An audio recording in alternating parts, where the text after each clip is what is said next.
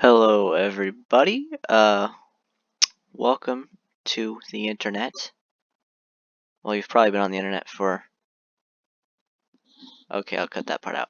Hello everybody. Welcome to my 2018 midterm election predictions. I'm going to go through the House, and then in a separate video I'll go over to Senate.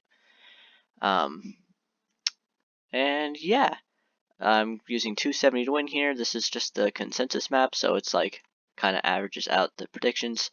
Some of them on this map I don't think are very accurate at all, but for the most part they are, and there's 435 of these damn things, so let's just jump right into it.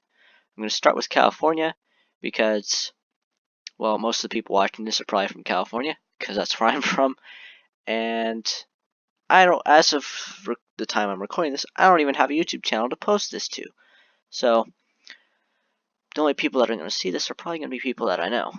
So, yeah. Hi guys, what's going on? California. We got a couple of interesting races in California, not too many. The state is, it's actually not gerrymandered too badly, but it is what it is. So I'm going to start in the south because this is SoCal. This is some of the more interesting races are. We've got California 49, Darrell Issa, one of the least popular congressmen, probably the least popular congressman from California. He's the richest congressman as well. He's worth like over $1 billion, I think. Is he worth over? I don't know, but he is the most he's the richest congressman. I do believe this district is going to go to the Democrats. The polls have it with the Democrats at the site, or with a leaning in their favor, and it also has I believe the Democrat has outraised their Republican opponent in this district. Up here, we're getting into southern Los Angeles area, suburbs. We have just generally the older, more conservative suburbs. On the coast, I think Oceanside might be in this district. It might be in 49. I don't know. But yeah, I know for 45, the polls have it. Some polls have it as a toss-up. Some polls have it leaning Democrat. And a Democrat wave here, I'm going to give it to the Democrats. Not too much to talk about there. And CA 48, honestly don't know a whole lot about this race. Although I remember I did this before, and then I'm having to do it all over again because it didn't get the audio last time. I do remember giving it to the Democrats, so I'm not sure exactly why, but I did. And then this district I gave to the GOP because I do believe the GOP has raised more money in this district, which is like the #1 thing. For a second I thought it said Steve King, and that was trippy. This district, I don't know too much about it, but I remember giving it to the GOP last time, so that's what I'm gonna do. Then we get CA 50. This is Duncan Hunter's district, inland San Diego, basically. As you can tell, it's not gerrymandered at all. Ooh. Of course, the Democrats drew this map, so it's obviously in their favor. But this is normally a safe red district, much like CA 42. But Duncan Hunter is currently facing 60 charges. So if he wins, he's going to prison, and there's going to be a special election. If he loses, then how about that? Because his Democratic opponent is Amara Campanajjar. He's actually a very good Democrat, a progressive. He's a Justice Democrat, and he's certainly, I highly doubt he has more money than Hunter. But there are polls that have him leading. For a long time, this was rated as likely GOP or even safe GOP, and then it went to leaning right away. And in a Democratic wave year, with Hunter's being a horrible candidate and Amara Campanajjar being an amazing candidate, it's just the perfect conditions for the Democrats in this district. So I do believe they'll be able to pick it up. Moving up along the coast, this is what, San Luis Obispo area maybe? I don't really know California that well. I don't know SoCal that well. it's rated as likely Democrat, so I'm going to give it to them. There's not too much to talk about in likely districts. There's one district I want to talk about here, and that's CA4. This is Tom McClintock's district. He's one of the better-known Republicans from California. He does have a very good progressive opponent. However, I don't believe it's going to be enough, even with the Democratic wave year.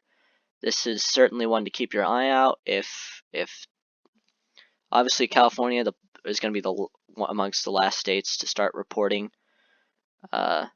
So if early in the night Democrats are doing very well, say in districts like I don't know, Ohio 12,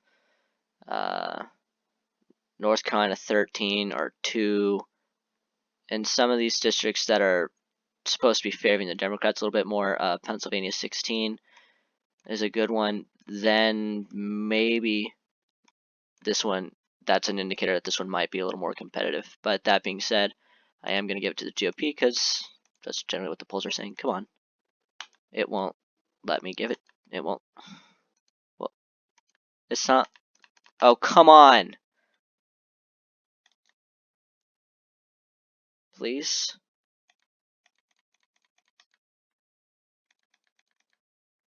Sorry about that, guys. 270 to win. Just had a crap attack and it wouldn't let me change any of the districts. So yeah, as I was getting to, I am giving California 4 to the GOP, but it is theoretically competitive. California 7, likely Democrat. I'm going to give it to the Democrats. This is CA 16. This is like Merced area, pretty liberal part of the valley. And then we have California 10, which is my home district. It's not something to be proud of. It's not a great district. It's not amazing. It's just like 90% almond orchards, 10%, 8% Modesto, 2% everything else. Something like that. Anyways, Jeff Denham is the incumbent. He is pretty much a total line Republican congressman. The district is, well, the demographics have been trending in the Democrats to, I can't talk. The demographics have been shifting in the favor of the Democrats across the valley for a while now, and this is probably one of the more affected districts. It's a little more in a third Latinx now, I believe. Also, Modesto is becoming one of the most liberal cities in the valley. A lot of the only polls I've seen have harder the Democratic candidate ahead. I think I saw one that he was up by 4 and one where he was up by 6, although I'm not certain on that. I believe 538 has it rated as likely Democrat, which is pretty bold, to be honest. Everybody else has it rated as a toss-up, but all these factors lead me to give this one to the Democrats, which would be so awesome. It would be so nice to have a Democratic congressman for a change. Moving over to Nevada really quick, because there's not too much to talk about here. This is Jackie Rosen's district. She's running for Senate in Nevada. She's a fairly popular Democrat in the state of Nevada. I don't expect that state or that district to go red at all. However, I believe no, she's not. Okay, she's not on the ballot for this district, because some states you can be on the ballot for both your congressional district and your Senate if you're running for Senate or whatever, a different office. And then if you lose one, you can still win the other potentially. That's not the case in Nevada. Either way, I don't expect that district to go to the GOP, nor do I expect this one to. So let's just move right along. Oregon, nothing to say here. Washington State, the Democrats are focusing pretty heavily on this district. This is has a Republican incumbent, but they do believe that they can win this district, and the Democrat has outraised the Republican in this district, and it is leaning in favor of the Democrats in a Democrat wave year. That's enough. Washington 3 really shouldn't even be this as competitive as it is, to be honest. I'm going to keep that one with the GOP. In recent years, it has been slightly more competitive, but overall, this district is in the say like in the past, even in like 08, it was like 60-40. So don't expect, if the Democrats do win this district, that'll be a very good night for the Democrats. And then out here, this one again, some pollsters have it as likely GOP, some have it as a lean GOP. So even with one likely GOP, that's a pretty good sign that GOP is probably going to win it. Montana at large, the Democrats don't have a particularly good candidate, but the Republicans also don't have a particularly good candidate. It is the incumbent, Greg Gianforte. He's the guy that body slammed the reporter a while back during his last election because it was a special election. Honestly, I could see this one going either way, but all the polls have Gianforte leading by a fairly narrow margin, but I am going to give it to him. I don't expect a Democratic wave year to have such an effect in Montana, not because it's not a blue state. I mean, it isn't, but it is very weird politically. They have a lot more Democrats elected here than you would expect, but there's nobody here. The whole state has a population of what, 600,000, 700,000 maybe. So, yeah, the wave can only have so much effect when there's such a small population. There's only so many Democrats to bring out in the state. Moving down to, actually, let's do Utah really quick. Utah 4. If the Democrats are able to pull this district, it's going to be a good night for them. The Republicans do have an advantage here. A heavy Mormon population, obviously. This is the Salt Lake City area. I believe Salt Lake City is up here somewhere. I know Salt Lake is like around here, I think. Yeah, so what else do you want me to tell you with Utah? Arizona 2, this is Martha McSally's district. She is the GOP candidate for Senate. Part of the reason she ran for Senate is probably because it would have been a very tough re-election campaign for her in this district. Anytime you see an incumbent leave their district, usually to retire, like in Paul Ryan's case, that means they think they can't get reelected. And as you can see here, the paid pollsters have it as lean Democrat. I'm going to give it to the Democrats. Some people have this as likely. I think somebody even has it as a safe Democratic seat. So it's not expected to be too competitive, to be honest. Arizona 1, again, similar story, but more likely for the Democrats. These two districts are, again, districts that the Democrats could win if they if the wave is really strong. However, I've seen some of the early vote in Arizona. The Republicans they do have an advantage in Arizona. I don't remember how big it is, but it's a fairly significant advantage. And almost all the votes in Arizona are cast early by mail. Probably just because of the age of the Arizona population. On average, it's pretty high. There's a lot of retirees here.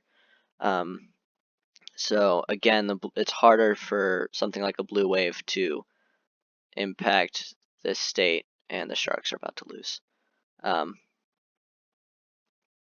It's harder for a blue wave to affect a state that votes like this, unless it's like Oregon, but there's no competitive districts in Oregon, so that doesn't really make a difference. New Mexico, and then I'll do this Texas 23rd really quick because it's right next to it. These two districts I think are going to be affected by the blue wave this district by Beto O'Rourke, and both of them in general by the blue wave. Just because they both border Mexico, and the proposed wall, of course, would a lot of people that live, I mean, there's not a lot of people that live along the border, but the people that do live along the border are going to lose their land for eminent domain because they want to clear up to 10 miles, I believe, from the border. So many farmers are going to lose a lot of cattle land, and that is an issue that could give the Democrats something to run on here. So I'm actually going to give both of these to the Democrats. This This district in particular, Texas 23rd, I believe is going to get a significant positive influence from Beto O'Rourke. Beto's home district is right here, Texas 16, El Paso area. It's right next to it, and he's running a very strong campaign in Texas, and I believe he might not win, but I do believe that he's going to bring out more Democratic voters than normal across the state, and I think that's really going to help the Democrats in this district. I'll do the rest of Texas later because I don't want to get into Texas right now. Colorado, 6th. Gonna give it to Democrats because it's pulling that way. I actually will come back to 3rd because there's almost no what do you call it, agreement, I guess, on this district by pollsters. Moving over to parts of the Midwest, we'll go down to Kansas. Kansas is 3rd district. This district is looking like a safer and safer bet for the Democrats every day, pretty much. I mean, as I'm recording this, we're 5 days, it's 10 o'clock, so we're nearly 4 days away from the election.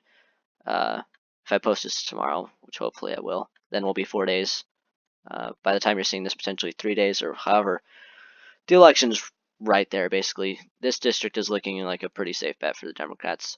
Kansas 2, Republican candidate not running. In this district, again, that's a pretty good sign for the Democrats. 1, I believe it's 538, has this rated as likely. Democrats, everybody else has it as a toss-up. I don't know too much about the race, but 1 call is enough to give me the to call it for the Democrats here. Now, obviously, I'm not going to get all of these right, by the way. I mean, there's 435 of these things.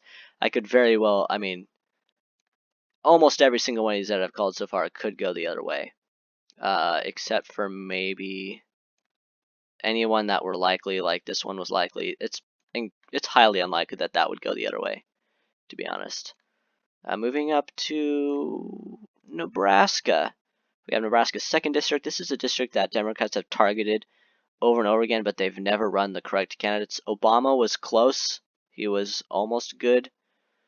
Good enough to win this district in a presidential year because, as we know, Nebraska,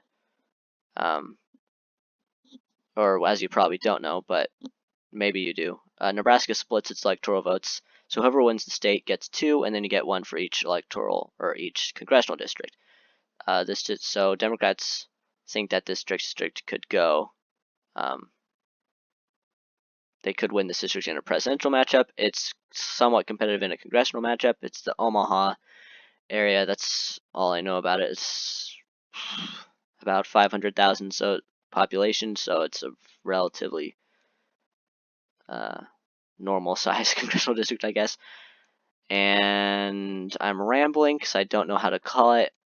I'm just going to give it to the GOP because that's how it's rated here. Moving on to Iowa. This district is actually a pretty safe bet for the Democrats. So is this one. The Democrat is doing pretty good here. I know it's rated as a pure toss-up, but it's also rated as a lean Democrat and for some other pollsters. Iowa 4 is an interesting one because this was looking like a pretty safe bet for the incumbent Steve King, but recent events have changed that a little bit, particularly the shooting of the synagogue in Pittsburgh, because Steve King is basically one of the worst people in Congress. He's more or less a white supremacist, a Nazi sympathizer, a neo-Nazi, whatever you want to call him. He's pretty bad.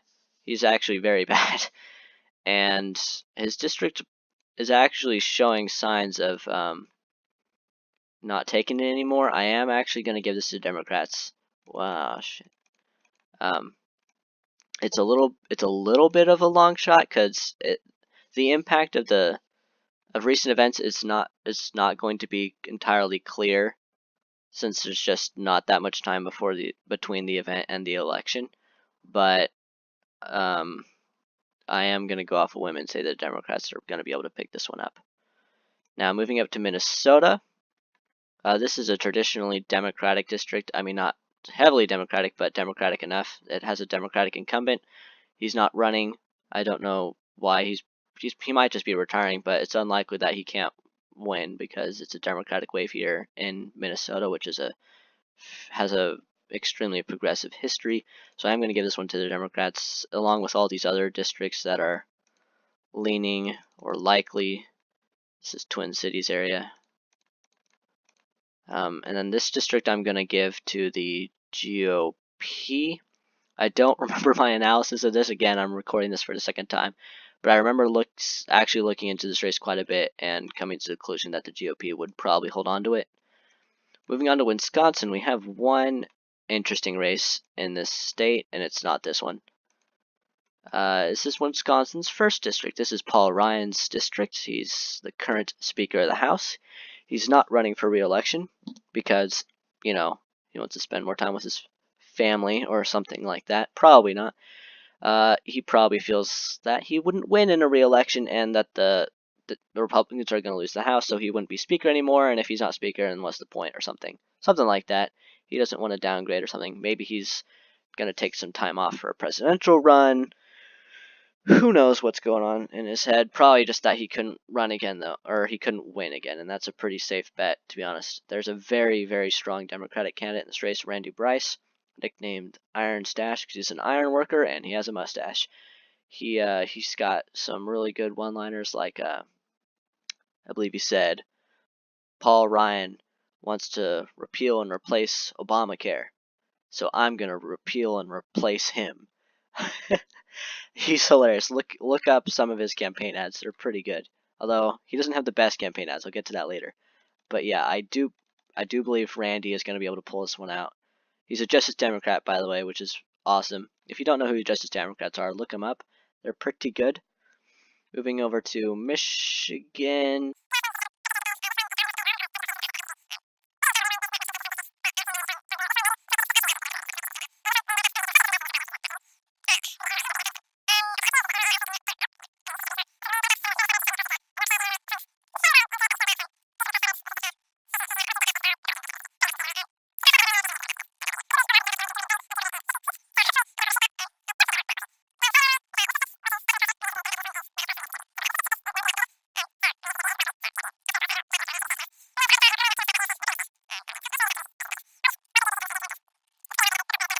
And look at the amount of gerrymandering going on. This is what? Okay. I believe this is Houston, right? This is the Dallas area, and this is Houston. I think. There's another city out here. I don't know what it is. I don't know Texas that well. Yeah, there should be a more Democratic congressman here, but of course the GOP gets to draw the lines from the state because they have the state legislature. So I am going to give this one to the GOP, and this is actually one. Oh no, I remember. The Democratic candidate in this district is a woman, which is proven to be quite an advantage in this election year. Women are by far turning out. They have the largest increase in their turnout over normal of any demographic, and women tend to be more liberal, and the Democrat has raised more money in that race. So I am going to give that one to the Democrats. Up here, I'm going to give both of these to the GOP, I believe. So right now we're at, well, we've still got some of this going on, but 212 Democrats to 166 Republicans. Moving on to Florida. Florida 6, there's no incumbent, and so in a swing state, in a swing district, on a Democratic wave year, I'm going to give it to the Democrats. Likely, I'm going to give it to the Democrats. I don't remember who I gave this one to. It's got a Republican incumbent who's not running for re-election, though, so not knowing too much else, I'm going to give this one to the Democrats, and I believe I'm going to give the rest of these to the GOP. Oh, except for this one. It's got a GOP incumbent that's not running for re-election, and the polls are leaning towards the Democrats, which is a further indicator that the incumbent is not running because they couldn't win. So that's a pretty good sign for the Democrats in that district. Moving up to Georgia, These districts actually I think could go either way because of the gubernatorial race in Georgia, Stacey Abrams, especially with some of the recent events in that race are really giving the Democrats some energy in the state. So, although to be honest, it's still kind of tough to win these districts. I'm going to give one to the Democrats and one to the Republicans. So we'll see, mostly just for numbers, not the particular district. We'll see what happens. South Carolina, not much to talk about here. Let's do some of these smaller states first. Kentucky.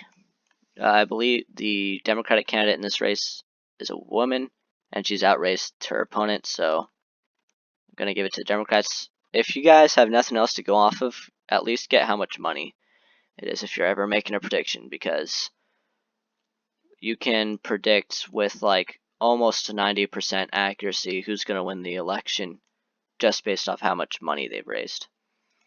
Going over to West Virginia, actually I'm going to save this one for last because it's one of my, this is probably my favorite race of the entire house, and it is my most anticipated race, I think, of the year. So West Virginia, interesting, right? Not typically considered a swing state, although to be honest, well, not to be honest, well I guess it is honest, but shockingly is what I was going for there. West Virginia actually has a lot more registered Democrats than Republicans in the state, but the last Democrat to win West Virginia was what? I don't know. Who was before Carter on the Democratic side? I don't know. It, 3 hours later. And then we have West Virginia's 3rd district. This is coal country. Donald Trump won this district by 49 points. So it's heavily Republican. There's no incumbent running in this race. But the last Republican to win this district, which was the last, you know what I mean. It's a vacant seat now, but the last time there was an election here, the Republican won, and he won by 44 points. So this is not normally a competitive race, but the Democrats are running a very good candidate in the form of Richard Ojeda. Look him up, Richard Ojeda for Congress, West Virginia's 3rd district. He's very, very strong. He's very populist, and he's running some amazing campaign ads. Yeah, I'm not gonna, well, I would show you one, but it's just gonna be horrible because of YouTube, and I'm using the mic on my headset, so it wouldn't pick up the audio very well either. But back to the race. So Ojeda is leading in. I've seen him leading in at least 2 polls. The Carol Miller, the Republican, has been leading in some polls, so it could go either way. I mean, just the fact that it's competitive at all is amazing, to be honest.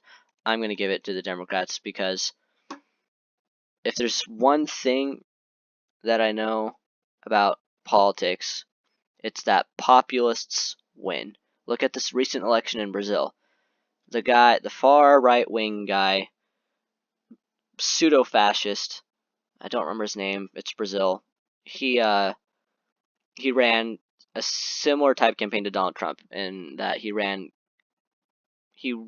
as a populist. It's really a fake populist because the people of Brazil aren't fascists.